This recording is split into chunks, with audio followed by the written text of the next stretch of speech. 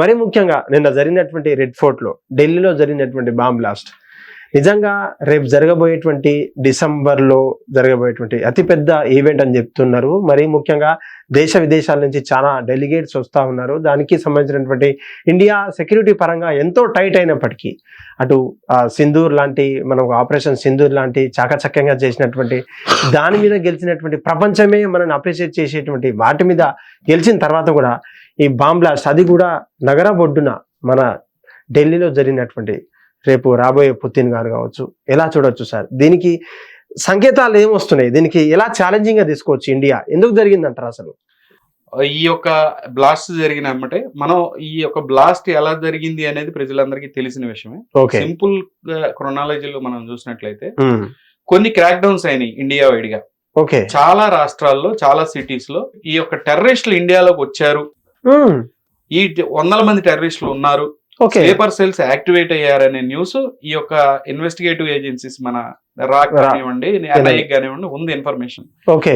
మనం చూసినట్లయితే చాలా గ్రేట్ గా ఫీల్ అవ్వాల్సింది మన ఇంటెలిజెన్స్ ఏజెన్సీస్ గురించి చాలా గ్రేట్ గా ఫీల్ అవ్వాలి. ఎందుకు అనంటే ఆ బ్లాస్ట్ ఎందుకు జరిగిందంటే ఆ బ్లాస్ట్ ఇంకా కొలాటరల్ డ్యామేజ్ అవ్వాల్సిన బ్లాస్ట్ 10 మంది చనిపోయారు, అది బాధాకరం. కాకపోతే ఇంకా ఎక్కువ మంది చనిపోయేవాళ్ళు, కానీ దాన్ని ఆపగలిగారు. ఎలా ఆపగలిగారంటే పూర్తిగా క్రాక్ డౌన్ స్టార్ట్ చేశారు ఇండియా వైడ్ గా. ప్రతి స్టేట్ లో టెర్రరిస్టులు స్లీపర్ సెల్స్ ని కొన్ని 100 మందిని అరెస్టులు అనేవి జరుగుతూ ఉన్నాయి. ఈ క్రమంలో కొంతమంది డాక్టర్లను పట్టుకొని ఉన్నప్పుడు గుజరాత్ లో కొన్ని అరెస్టులు చేసినప్పుడు ఈ ఉమర్ అనేవాడి పేరు బయటకు వచ్చింది. ఏది ఈ బ్లాస్ట్ కారణమైన వాడు. అవును. సో వీళ్ళంతా కూడా ఇది ఒక టెర్రరిస్ట్ మాడ్యూల్. మనం మాట్లాడుకునే ముందు వీడు అసలు ఏం జరిగిందని, ఆ 7 గంటల ప్రాంతంలో ఒక కారు I-20 కార్ రావటం, వచ్చి రెడ్ ఫోర్ట్ దగ్గర సుభాష్ నగర్ ఏదో గేట్, ఆ గేట్ దగ్గర వాడు వెహికల్ సిగ్నల్ దగ్గర ఆపి దాన్ని సెల్ఫ్ గా బ్లాస్ట్ చేసేసాడు. బ్లాస్ట్ చేసినప్పుడు ఒకటేసారి ఫైర్ మన ఫైర్ బాల్ వచ్చి ఆ ఫైర్ బాల్ లో చాలా మంది ఆ బ్లాస్ట్ రేడియస్ లో ఉన్నోళ్ళు ఒక 10 మంది చనిపోయి 20 మంది దాకా గాయపడ్డారు. అదంతా మనం చూసింది. సో ఈ క్రమంలో అక్కడ సహాయకి చర్యలు చేయాల్సిన వ్యక్తులు, కామన్ పీపుల్ అందరూ కూడా కెమెరాలు తీసుకుని ఆ యొక్క వీడియోని చిత్రీకరిస్తూ వాళ్ళు బిజీగా ఉన్నారు. ఆ తర్వాత అంబులెన్స్ వచ్చాయి, వాళ్ళని హాస్పిటల్కి షిఫ్ట్ చేశారు. ఇదంతా ఒక క్రమంలో జరిగింది. మనం చూసినట్లయితే ఈ బ్లాస్ట్ ని యాక్చువల్ గా ప్రతి బ్లాస్ట్ లో, ఏ బ్లాస్ట్ అయినా సరే ఎక్కువగా బాల్ బేరింగ్స్ కానివ్వండి, లేదంటే గానీ ఇనప మొక్కలను గానీ యూజ్ చేస్తారు. ఎందుకంటే దాని వల్ల కొలాటరల్ డ్యామేజ్ ఎక్కువ ఉంటది అనమాట. ఇప్పుడు ఒక బాంబుని పేల్చినప్పుడు దాని చుట్టూ ఈ యొక్క ఐరన్ బాల్స్, ఐరన్ స్టీల్ వి మన ఏమన్నా పెట్టినప్పుడు ఏమవుతుందంటే దాని వల్ల ఎక్కువ మంది చనిపోతారు. కానీ ఈ బ్లాస్ట్ లో అది యూజ్ చేయలేదు. యూజ్ చేయకుండా ఓన్లీ ఆ యొక్క అమోనియం నైట్రేట్ ని ట్రిగర్ చేసి పేల్చారు. ఎందుకు చేశారు అనేది క్లియర్ గా అర్థమవుతుంది. ఏంటంటే ఈ క్రమంలో, ఈ యొక్క క్రాక్ డౌన్ క్రమంలో వీడి ఫ్రెండ్స్ అందరూ పట్టుబడిపోయారు. ఈ ఉమర్ అనే వాడి ఫ్రెండ్స్ అందరూ పట్టుబడిపోయారు. పట్టుబడిపోగానే వీడికి ఆ విషయం తెలిసిపోయింది. ఇక లాభం లేదు, నన్ను అరెస్ట్ చేస్తే గనక వీళ్ళు తాట తీస్తారు అర్థమైపోయి ఇక మనం వెళ్ళిపోయి పేల్చేసుకుందాం అనుకుని వాడు కంగారుగా వచ్చేసి అక్కడ పెట్టి పేల్చాడు. మనం అదృష్టం ఏంటంటే దానిలో ఎనప ముక్కలు లేవు. ఉండుంటే గనక కొన్ని 100 మంది చనిపోయేవాళ్ళు అక్కడ. చాలా కొలాటరల్ డ్యామేజ్ ఉండేది. సో ఈ రకంగా వాడు ఆ బ్లాస్ట్ చేసుకోవడం అనేది జరిగింది. సో తర్వాత ఈ వీళ్ళ మదర్ ఫాదర్ దగ్గరికి వాళ్ళ ఇంటికి వెళ్ళడం జరిగింది. ఇలాంటి టెర్రరిస్ట్ యాక్టివిటీస్ జరిగినప్పుడు, ఇలాంటి యూపీ ఇలాంటి రాష్ట్రంలో, జమ్మూ కాశ్మీర్ ఇలాంటి రాష్ట్రంలో ఇలాంటి జరిగినప్పుడు ఆ ఫ్యామిలీకి సంబంధించి ఇల్లు గవర్నమెంట్ హ్యాండ్ ఓవర్ చేసుకుని ఒక పెద్ద అపార్ట్మెంట్ కట్టించి పేద ప్రజలకు ఇవ్వడం అనేది జరుగుతుంది యూపీలో అయితే. సో ఇలాంటి వాళ్ళు వస్తూనే ఉంటారు. నేను అనేది ఏంటంటే వీడు ఒక్కడే కాదు, ఇప్పుడు ఒక 100-200 మంది దాకా పట్టుకున్నారు. అది కాదు సమస్య. నేను అనుకునేది ఏంటంటే లక్షల మంది ఉన్నారు, లక్షల మంది స్లీపర్ సెల్స్ ఇండియాలోకి భారతదేశంలో ఉన్నారు అనేది నమ్ముతున్నాను. అది మనం డిస్కస్ చేసుకుందాం అనేది. సార్, ప్రధానంగా వీళ్ళు ఏదో మనం వేలుముద్రకాలు కాదు, లేదంటే ఏదో చిన్న చితిక పనిచేసేటోళ్ళు కావచ్చు, లేదంటే మనం మాట్లాడుకుంటాం స్లీపర్ సెల్స్ అన్నప్పుడు చిన్న చితిక చికెన్ సెంటర్లలో, లేదంటే సైకిల్ పంచర్, ఒక చిన్న కార్మికులుగా పనిచేసేటువంటి వీళ్ళు అంతా గమనించి ఒకటేసారి ఇటు హైదరాబాద్ నుంచి కావచ్చు, బెంగళూరు, కొచ్చి, లేదంటే ముంబై, చెన్నై లాంటి ప్రముఖమైనటువంటి ప్రాంతాల్లో ఒకటేసారి పేల్చుకునేటువంటి పరిస్థితి.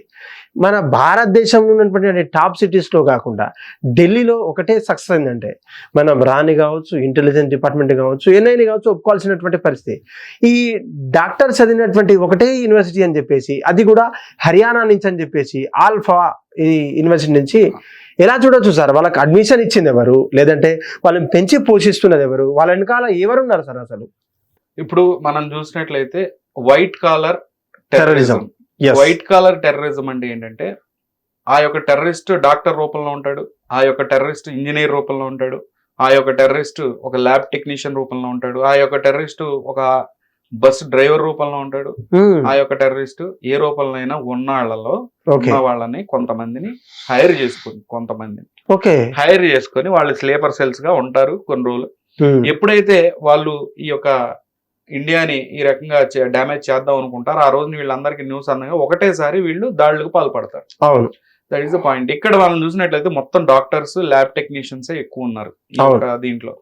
వీళ్ళందరూ మీద క్రాక్ డౌన్ చేస్తే హర్యానాలో కానివ్వండి, గుజరాత్ కానివ్వండి, ఇటు జమ్మూ కాశ్మీర్ లో కలిపి 2700 కిలోలు అమోనియం నైట్రేట్ అనేది దొరికింది. అవును, మీరు చూస్తే పుల్వామా దాడిలో, పుల్వామాలో ఆ రోజున మన ఆర్మీ జవాన్లపై జరిగిన ఆ యొక్క దాడిలో 80 కిలోలు మాత్రమే యూజ్ చేశారు. 80 కిలోలు దాదాపుగా అంత డ్యామేజ్ జరిగింది. ఇది దాదాపుగా 2900 కేజీలు, అంటే దాదాపు 3 టన్నులు. 3 టన్నులతో ఇండియాలో ఎన్ని బ్లాస్టులు ప్లాన్ చేశారనేది ఆలోచించండి. ఓకే, సో ఇదంతా పెద్ద నెక్సెస్. ఇదంతా కూడా ఒక భారీ కుట్ర. ఇది ఏంటంటే ఇండియాని అతలాకుతలం చేసే ఈ బ్లాస్టులు.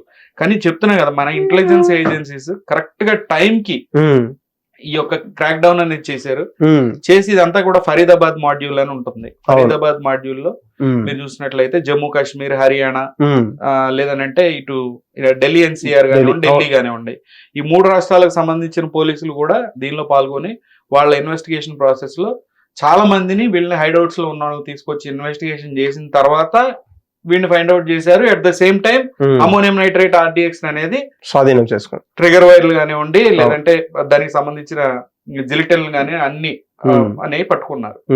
కానీ ఇంకా పెద్ద కాన్స్పిరసీ ఉంది ఇండియాలో. మనం అబ్జర్వ్ చేస్తే ఇది మనం చాలా సీరియస్ గా తీసుకోవాల్సిన ఇష్యూ ఏంటంటే, ఇక్కడ 10 మంది చనిపోయారు, ఎంతమంది అన్సక్సెస్ఫుల్ అయింది అని మనం అనుకుంటున్నాం. కానీ ఇది ఇంకా భారీ కుట్రండి. ఎందుకంటే ప్లాన్ ఏ, ప్లాన్ బి అనేవి ఈ టెర్రరిస్టులకు ఫస్ట్ నుంచి ఉన్నదే.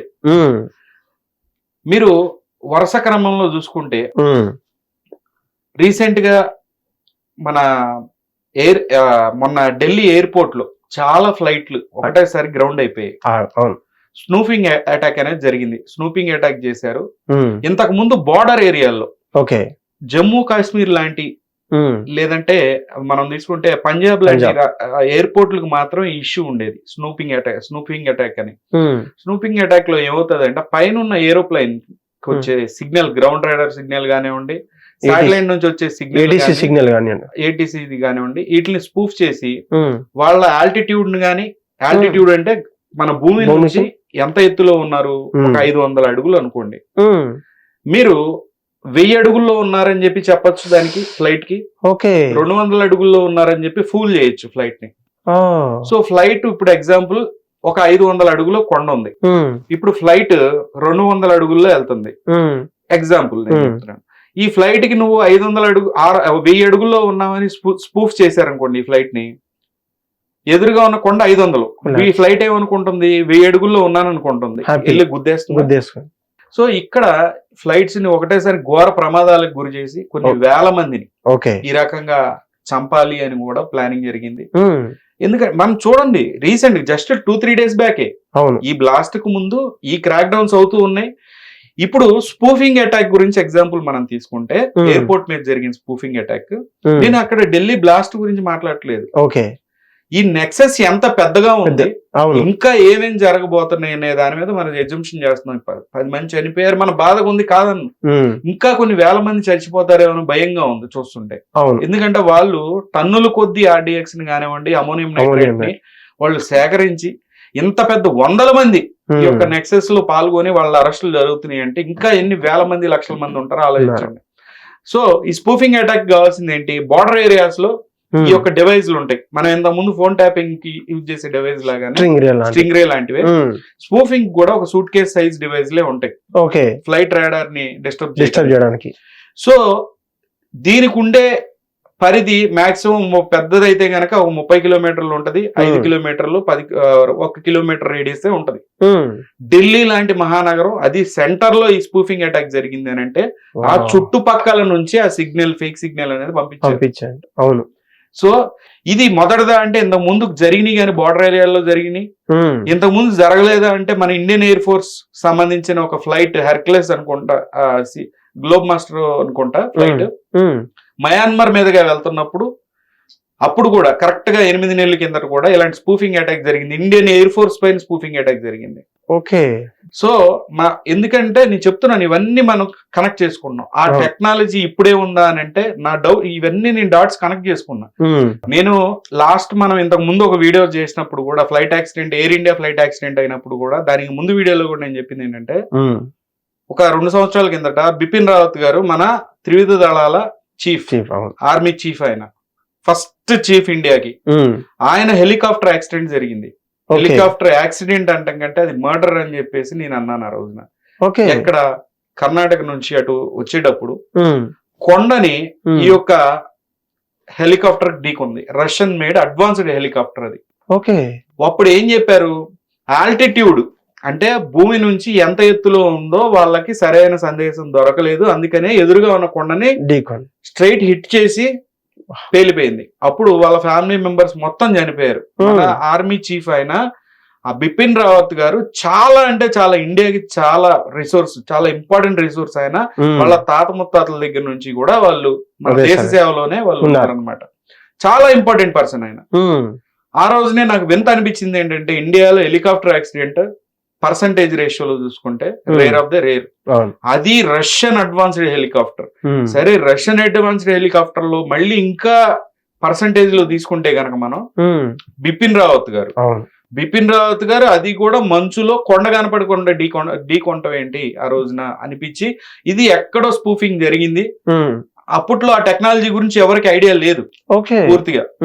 ఈ స్పూఫింగ్ ఈ యొక్క హెలికాప్టర్స్ కానివ్వండి, ఏరోప్లేన్ కానివ్వండి, ఇట్లా ఆల్టిట్యూడ్ ఈ యొక్క ఎత్తులో మీరు ఉన్నారు అని చెప్పి తప్పుడు సమాచారం ఆ యొక్క ప్లేన్ కి గానీ హెలికాప్టర్ గానీ ఇవ్వచ్చా అనే సాంకేతికత ఉంది అని చెప్పి అప్పట్లో డార్క్ వెబ్ లో ఉన్నాయి అని చెప్తే కానీ ఎవరు నమ్మలేదు. మీరు మరి మొన్న చూస్తే ఢిల్లీ ఎయిర్పోర్ట్ లో జరిగిన ఏరోప్లేన్లు, మన ఫ్లైట్లు, ఎయిర్ క్రాఫ్ట్ ల్యాండ్ అయిన సంఘటన కానివ్వండి, ఇండియన్ ఎయిర్ ఫోర్స్ సంబంధించిన ఫ్లైట్ మీద జరిగిన దాడి కానివ్వండి, సైబర్ అటాక్ కానివ్వండి, చూస్తే ఆ రోజు బిపిన్ రావత్ గారి హెలికాప్టర్ ఏదైతే డిస్ట్రాయ్ అవటం, ఆ రోజున ఆ యొక్క అది మర్డర్ కింద ఉందా లేదా మీరు చెప్పండి. ఎగ్జాక్ట్లీ. సో బిపిన్ రావత్ గారు ఇవన్నీ ఏంటంటే సైన్స్, ఇది అన్ని రకాలుగా అమెరికా కానివ్వండి, కొన్ని పక్కనున్న పాకిస్తాన్, బంగ్లాదేశ్ అందరూ కలిసిపోయి దేశం మీద మోడీ గారిని బెదిరియటానికి, ఈ రకంగా చేస్తే మోడీ గారు బెదురుతారు, ఈ రకంగా చేస్తారని సిగ్నల్స్ ఇస్తూ వచ్చారు. ఇక మెయిన్ దాడి ఎందుకంటే మనం పాకిస్తాన్ తో యుద్ధం చేయాలి అని అంటే ఇప్పుడు పాకిస్తాన్ రెడీగా ఉంది అమెరికా సపోర్ట్ తీసుకొని. ఒక ప్రపంచ యుద్ధం అనేది స్టార్ట్ అవుద్ది. ఇండియా పాకిస్తాన్ కనుక ఒకసారి యుద్ధానికి వెళ్ళిందంటే ప్రపంచ యుద్ధం స్టార్ట్ అయిపోయినట్టే, అది నో డౌట్. ఎందుకంటే ఇంతకు ముందున్న చాలా మంది ఏమన్నారు, ఏ రోజైతే ఇండియా పాకిస్తాన్ వార్ లోకి దిగుద్దో నెక్స్ట్ టైం ఆ రోజున ప్రపంచ యుద్ధం జరుగుద్ది అనేది ఆల్రెడీ రాసి ఉన్నారు. అన్ని దేశాలు, ప్రతి ఒక్కళ్ళు ఇన్వాల్వ్ అవుతారు. సో ఇది పక్కన పెడితే మనం మాట్లాడుకోవాల్సింది, ఇలాంటి అటాక్స్ ని ఒకటేసారి ఇండియా వైడ్ గా ఒకటేసారి చేసి ఒక జెన్జీ రెవల్యూషన్ తీసుకురావాలి. ఇండియాలో ఏంటంటే అర్థం పర్థం లేని కొంతమంది పొలిటీషియన్స్ ఉన్నారు మీరు చూసినట్లయితే. నేను ఇవన్నీ కనెక్ట్ చేస్తున్నా చూడండి డాట్స్ ని. మీకు ఢిల్లీలో జరిగిన బ్లాస్ట్ 10 మంది చనిపోయారు, 20 మంది గాయపడ్డారు, 40 మంది గాయపడ్డారు, దాని గురించి మాట్లాడలేదు. ఆ బ్లాస్ట్లు, ఎయిర్పోర్ట్ మీద జరిగిన స్పూఫింగ్ అటాక్లు, ఒక పాయిజన్ తీసుకొని గుళ్ళో ప్రసాదాల్లో కలపాలి, వాటర్ ట్యాంకుల్లో కలపాలి అనేసి ఒక మాడ్యూల్, రైల్వే ట్రాక్ల్ని ఫాస్ట్ గా వెళ్లే రైల్వే ట్రాక్లు ఏవి మన ట్రైన్లని డీరైల్ చేసి ప్రజలను చంపాలని ఒక ప్లానింగ్. ఇవన్నీ కూడా ఇంతకు ముందు అప్పుడొకటి జరుగుతుండే, ఇప్పుడు అన్ని కలిపి ఒకటేసారి ప్లాన్ చేశారా అనేది కనపడుతుంది. అట్ ద సేమ్ టైం కొంతమంది పొలిటీషియన్స్, మెయిన్ గా ముందు వేసేయాల్సింది పొలిటీషియన్ లోపల వేసేయాలి. అసలు నాకు అర్థం కాని విషయం అదే. కొన్ని స్టేట్ సీఎంలు కూడా ఎలాంటి స్టేట్మెంట్లు చేస్తున్నారంటే యాంటీ ఇండియా స్టేట్మెంట్స్. మీరు చూసినట్లయితే కొన్ని స్టేట్ కి సంబంధించిన సీఎంలు, చీఫ్ మినిస్టర్లు యాంటీ ఇండియా స్టేట్మెంట్స్ చేస్తున్నారు. కొంతమంది ఎన్జిఓలు, కొంతమంది సంఘాలు, కుల నాయకులు కూడా కొంతమంది ఈ యొక్క దేశాన్ని మొక్కలు చేయండి, ఈ యొక్క దేశాన్ని నరకండి, మా మొక్క మాకేవ్వండి అనే మాటలు మాట్లాడుతున్న ప్రతి ఒక్కడ ఫాల్తుగాళ్ళ మొత్తాన్ని కూడా తీసుకెళ్లి లోపల వేసేయాల్సిన అవసరం ఉంది. దీనికి అంటూ యాక్ట్ ఉంది కదా. సో నేషనల్ సెక్యూరిటీ యాక్ట్ కానివ్వండి, ఇలాంటి యాక్ట్లు పెట్టి ముందు ఎవడైతే ఇట్లా ఫాల్స్ ఇన్ఫర్మేషన్స్ కానివ్వండి, దేశం గురించి ఎగనెస్ట్ గా మాట్లాడే వ్యక్తులు, ఎందుకంటే టెర్రరిస్టుల కంటే డేంజరస్ వీళ్ళు. ఈ నాయకులు కానివ్వండి, దేశానికి ఎగనెస్ట్ గా మాట్లాడే వాళ్ళు ఎవరైనా సరే, వాడు నాయకుడైనా వాడు ఎవడైనా, ఒక కామన్ మ్యాన్ అని ఎవడైనా దేశానికి ఎగనెస్ట్ గా మాట్లాడినా, ఇట్లాంటి స్టేట్మెంట్లు ఇచ్చినా, అనవసరమైన ఇలాంటి ప్రాపగాండా సృష్టించిన వాడిని ఎవరినైనా సరే తీసుకెళ్లి లోపల వేసేసి మినిమం 2-3 years. ఇక దాని నేషనల్ సెక్యూరిటీ యాక్ట్ ఏదో ఉంటుంది. ఆ యాక్ట్ పెడితే కనుక ఇంకా ఆడికి ఇంక మామూలుగా యాక్సెస్ ఉండదు కదా. అడ్వకేట్స్ కూడా యాక్సెస్ లేకుండా చేసి ఫస్ట్, ఎందుకంటే అలాంటి స్టేట్మెంట్లు ఇచ్చే నాయకులు మనం చూస్తూ ఉన్నాం. ప్రజలు ఏం చేయాలో అర్థం కాక ఈడు టెర్రరిస్టే నయం, చంపి వెళ్ళిపోతున్నాడు, ఈడు దేశాన్ని అమ్మేస్తాడు, ఈ పొలిటీషియన్ వీడు కంపల్సరీ దేశాన్ని అమ్మేస్తాడు, లేదంటే వీడు వెళ్ళిపోతాడు, ఇది అవ్వగానే వెళ్ళిపోతాడు అనేది క్లియర్ గా అర్థమవుతూ ఏం చేయలేక ప్రజలు చూస్తూ ఉన్నారు ఆ టీవీలో ఆ స్టేట్మెంట్లు. సీరియస్ గా వాడు చిన్న నాయకుడా పెద్ద నాయకుడా కాదు, 10ల సంఖ్యలో ఇట్లాంటి నాయకులు రీసెంట్ గా మనం చూస్తున్నాం. దేశాలని మొక్కలు చేయమని చెప్పి టీవీలో చెప్తూ ఉంటే ఎవడో ఏం చేయలేక అట్లా చూస్తూ ఉండిపోతున్నాం. ఇలాంటి దరిద్రులందరినీ తీసుకెళ్లి లోపల వేయాల్సిన అవసరం ఉంది. సో చెప్తున్నా కదా, టెర్రరిస్ట్ క్రాక్ డౌనే కాకుండా యాంటీ నేషనల్ క్రాక్ డౌన్స్ అనేవి చేయాల్సిన, ఎవడైతే మన ఇండియా దేశంలో ఉండి ఇట్లాంటి స్టేట్మెంట్లు ఇచ్చేవాడు, ఇలాంటి సంఘటనలు జరిగినప్పుడు లైక్ చేసేవాళ్ళు, ఇట్లాంటి సంఘటనలు జరిగినప్పుడు పాజిటివ్ గా కామెంట్లు పెట్టేవాళ్ళు పాకిస్తాన్ కి, లా ఎట్టున్నా సరే పక్కన పడేసి ఎగనెస్ట్ ద లా అయినా సరే వెళ్ళి ఈ దరిద్రులందరినీ తీసుకెళ్లి ఏదో ఒక పెద్ద రెఫ్యూజీ క్యాంప్ లాగా పెట్టి దాంట్లో పడేసి దరిద్రుల్ని అక్కడ 2-3 సంవత్సరాలు ఉంచాల్సిన అవసరం ఉందనే చెప్తున్నాను. ఇంకొకటి ఏంటంటే, మన స్టేట్ లో కూడా, తెలంగాణ స్టేట్ లో కూడా ఇబ్బడి ముక్కుడుగా చాలా మంది ప్రజలు బయట నుంచి వచ్చారు. వచ్చిన తర్వాత దానికి ముందు కూడా చాలా కామెంట్స్ లో మనం చాలా వీడియోస్ లో కూడా చెప్పడం జరిగింది. బంగ్లాదేశ్ నుంచి మనకి క్యాన్సర్ స్టేట్ మనం చూసినట్లయితే, ఇండియాకి క్యాన్సర్ స్టేట్ వెస్ట్ బెంగాల్. అది ఒక క్యాన్సర్ స్టేట్ అయిపోయింది పూర్తిగా కంట్రోల్ లేకుండా. పూర్తిగా బంగ్లాదేశీస్ మొత్తం అక్కడికి వచ్చేసి, బంగ్లాదేశ్ నుంచి ఇల్లీగల్ గా మైగ్రేట్ అయ్యి అక్కడికి వచ్చి ఇండియన్ ఆధార్ కార్డులు, ఇండియన్ పాస్పోర్ట్లు, ఇండియన్ ఓటర్ ఐడీలు సృష్టించుకొని గవర్నమెంట్ జాబుల్లో స్థిరపడి స్లీపర్ సెల్స్ గా ఉంటూ వాళ్ళు చాలా మటుకి సేఫ్ హెవెన్ ఏదైంది అంటే అది హైదరాబాదే అయింది. చాలా ఇక్కడ హైదరాబాద్ లో చూసుకుంటే చాలా చోట్ల రెస్టారెంట్లు కానివ్వండి, కాఫీ షాపుల్లో కానివ్వండి, జొమాటో, స్విగ్గీ డెలివరీ ఎగ్జిక్యూటివ్ లకు కానివ్వండి, చాలా మంది ఈ యొక్క ఫేక్ పాస్పోర్ట్, ఫేక్ ఐడీలతో, ఫేక్ ఓటర్ ఐడీలతో, ఫేక్ ఆధార్ కార్డులతో హైదరాబాద్ ఎంటర్ అయ్యి దాదాపుగా 5 సంవత్సరాల నుంచి జరుగుతుంది. ఇది స్లోగా వస్తూ ఇప్పుడు ఎక్కువైపోయారు సిటీలో. కొన్ని ప్రాంతాల్లో, మన హైదరాబాద్ లో కొన్ని ప్రాంతాలు చూసినట్లయితే పెద్ద పెద్ద దాన్ని ఏమంటాం మనం, రెఫ్యూజీ క్యాంపుల్లాగా వచ్చి ఇక్కడ ఉంటూ ఉన్నారు.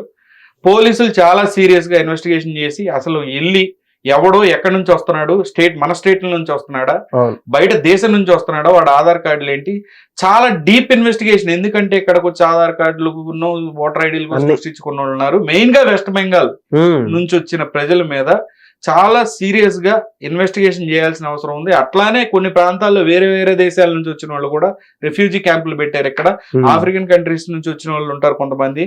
అట్లానే పాకిస్తాన్ నుంచి వచ్చి ఇక్కడ వైద్యం కోసం వస్తున్నారా, లేదంటే దేనికోసం వస్తున్నారు, కొంతమంది విజిటింగ్ వీసా మీద వచ్చి ఇక్కడ పెళ్లిళ్ళ కోసం అని ఇంకో కోసం వస్తున్నారు. వాళ్ళ మీద నిఘా పెట్టాల్సిన అవసరం ఉంది. ఎందుకంటే ఢిల్లీ తర్వాత డేంజర్ జోన్ లో ఉన్నది, ఢిల్లీకి అంటే డేంజర్ లో ఉండేది ఎప్పుడు కూడా హైదరాబాద్. రెండోది ఏంటంటే, ఎక్కడ బ్లాస్ట్ జరిగినా దాని మూలాలు మళ్ళీ అడిగి హైదరాబాద్ కి తగులుకుంటున్నాయి. కాబట్టి ఇప్పుడుకైనా ప్రక్షాళన చేస్తారా, ఇంతే వదిలేస్తారా అనేది మనం చూడాల్సిన అవసరం ఉంది. కానీ ఇది జోక్ కాదు. ఈ రోజు న్యూస్ రేపొద్దున అయిపోయింది, 2 రోజులు అయిపోయింది, తర్వాత ఇంకో బ్లాస్ట్, తర్వాత మళ్ళీ అందరూ ఎత్తండ్రా జెండా అని చెప్పి లెగిసి అయ్యో పాపం ఇటు జరిగింది, చంపేయాలి పాకిస్తాన్, ఈడనేసేయాలి ఆడనేసేయాలి కాదు. చాలా సీరియస్ గా తీసుకోవాల్సిన ఇష్యూ పొలిటీషియన్స్ అండ్ ప్రజలు కూడా. ఇప్పటి మన ఫ్యామిలీల్లో, మన మిడిల్ క్లాస్ ఫ్యామిలీల్లో గీతలు గీసుకొని ఉన్నాం. ఆ గీతలో క్వశ్చన్ చేయట్లే మనం. ఆ గీతలో ఉండి బయటికి రావాల్సిన అవసరం ఉంది. ఎందుకనంటే ఇది మన ఎగ్జిస్టెన్స్ తో ముడిపడి ఉన్నది. ఫ్యూచర్ లో ఈ క్వశ్చన్ మనం ఈ రోజు వేయకపోతే రేపొద్దున ఎంత దూరం లేదు, దగ్గరలోనే ఉంది. ఆ రోజున మీరు క్వశ్చన్ చేయడానికి ఆ గొంతు అనేది ఉండదు అనేది చెప్తున్నాను. సో ఆ గీతల నుంచి బయటకు వచ్చి ప్రశ్నించడం, ఇప్పుడుకైనా నిద్ర లేసి ప్రశ్నించడం స్టార్ట్ చేయండి పొలిటీషియన్స్ ని.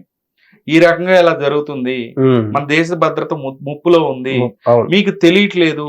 ఈ రకంగా మనం 200-300 సంవత్సరాల కిందట ఈ రకంగా మనం బిహేవ్ చేశాం కాబట్టే 200 సంవత్సరాలు బ్రిటిష్ వాళ్ళు పరిపాలించారు మనని. కొంతమంది ఈ మొఘల్స్ కానివ్వండి, లేదా వేరే దేశాల నుంచి వచ్చిన ఈ వీళ్ళు ఇన్వైడ్ చేశారు. మనలో యూనిటీ లేకపోవడం వల్ల ఈ రకంగా మనం ఇదైపోయాము. ఇప్పుడుకైనా ఒక్క గొంతు, నా గొంతు, ఆయన గొంతు, ఎవరో ఒకళ్ళు గొంతు లేపినప్పుడు 10 మంది సపోర్ట్ చేయడం నేర్చుకోండి, 10 మంది రామన్నప్పుడు రావటం నేర్చుకోండి, నిద్రలేసారండి అనేది చెప్తున్నాను. క్వశ్చన్ చేయాల్సిన అవసరం ఉంది. చాలా చాలా అంటే చాలా డేంజరస్ పొజిషన్ లో ఉన్నాం, మనం కనపట్లేదు. కొన్ని మాటలు మనం మాట్లాడినా కూడా అది మళ్ళీ కాంట్రవర్షియల్ గా ఉంటది. చాలా ఆలోచనగా ఏం జరుగుతుంది మీ చుట్టుపక్కల. యాంటీ నేషనల్ ఒకడు వచ్చి మీ పక్కన పాకిస్తాన్కి మీద ప్రేమతో మీ ముందు మాట్లాడినా వాడిని చంప మీద పెట్టి కొట్టే అంత ధైర్యం తెచ్చుకోండి, మీలో ఉంది ఆ దమ్ము. కానీ మీరు ఏంటంటే ఎందుకులే పోతాడులే వాడు పాపం కొట్టుకుని పోతాడు, అట్లా వదలు. మన దేశంలో ఉండి మన దేశంలో తింటా, ఎవడైతే మన దేశానికి ఎగనెస్ట్ గా వర్క్ చేస్తున్నాడు, మన దేశానికి ఎగనెస్ట్ గా మాట్లాడుతున్నాడు అన్నప్పుడు చంప చెళ్ళు మనిపించడం నేర్చుకోండి. దగ్గరలోని పోలీస్ స్టేషన్ లో వీడి మీద కంప్లైంట్ పెట్టడం నేర్చుకోండి. ఈ రకంగా యాంటీ నేషనల్ ఉన్నాడని చెప్పి కంప్లైంట్ పెట్టడం నేర్చుకోండి. లేదనంటే పోలీస్ స్టేషన్ లో కొన్ని చోట్ల ఇట్లా పట్టించుకోరు అనుకున్నప్పుడు వాడు అడ్రస్ మీకు తెలిస్తే డైరెక్ట్ గా ఎన్ఐఏకి మెయిల్ పెట్టేసేసేయండి. మెయిల్ తీసుకుని డైరెక్ట్ మెయిల్ నుంచి ఎన్ఐఏకి పెట్టేయండి. సస్పెక్ట్ గా ఉన్నాడు వీడు, ఈ రకమైన స్టేట్మెంట్స్ చేస్తూ ఉన్నాడు, ఈ రకంగా తిరుగుతున్నాడు, ఇమ్మే డౌట్ ఉంది మీకు, వీడు వేరే దేశం నుంచి వచ్చాడని డౌట్ ఉన్నా, వీడి మీద ఒక పలానా వ్యక్తి మీద వీడు టెర్రరిస్ట్ లాగా ఉన్నాడని డౌట్ ఉన్నా, ఇన్వెస్టిగేటివ్ ఏజెన్సీస్ కి వాడి పేరు కానీ వాడి లొకేషన్ కానీ మీరు పెట్టేస్తే వాళ్ళైనా చూసుకుంటారు. దీనివల్ల బిగ్ క్రాక్ డౌన్స్ అవుతాయి. మనం వాళ్ళకి హెల్ప్ చేసినప్పుడే కదా ఇంత పెద్ద దేశంలో ఇంత చిన్న రిసోర్స్ ఎతకాలన్నా ఇబ్బంది. ఎంతసేపు వీళ్ళు ఇప్పుడు అందరూ అడ్వాన్స్డ్ అయ్యారు, టెలిఫోన్ ని వాడటం ఆపేశారు.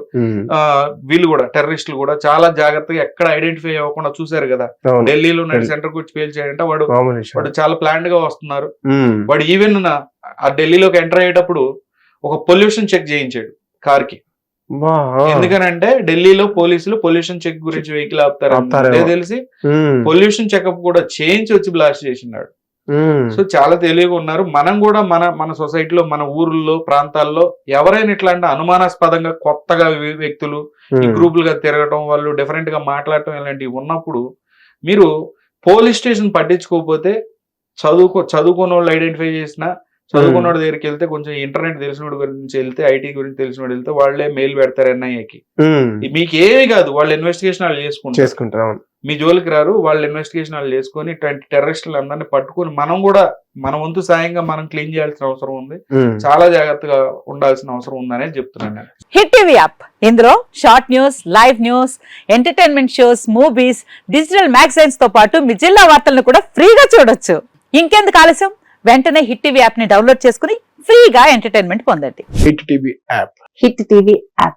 Please download hit TV app. Hit TV app ని ఫ్రీగా డౌన్లోడ్ చేసుకుని ఎంజాయ్ చేయండి. మీకు నచ్చిన ఎంటర్టైన్మెంట్ కోసం హిట్ టీవీ యాప్ ని ఫ్రీగా డౌన్లోడ్ చేసుకుని ఎంజాయ్ చేయండి. హిట్ టీవీ యాప్ ని డౌన్లోడ్ చేసుకుని ఆస్వాదించండి, ఆశీర్వదించండి. ఇంతమంది సెలబ్రిటీలు హిట్ టీవీ యాప్ ని డౌన్లోడ్ చేసుకోండి అని చెప్తున్నారంటే ఎంత మంచి యాప్ ఆలోచించండి. అమెరికా అమెరికా అమెరికా అమెరికాలో చదవాలనుకునే వాళ్ళకి విశ్వసనీయమైన పేరు మన శౌర్య కన్సల్టెన్సీ. UK లో 1 year masters, UK లో 1 year masters, 2 years work permit up to 5 years visa. Contact Saurya Consultancy. Contact 89851 89851.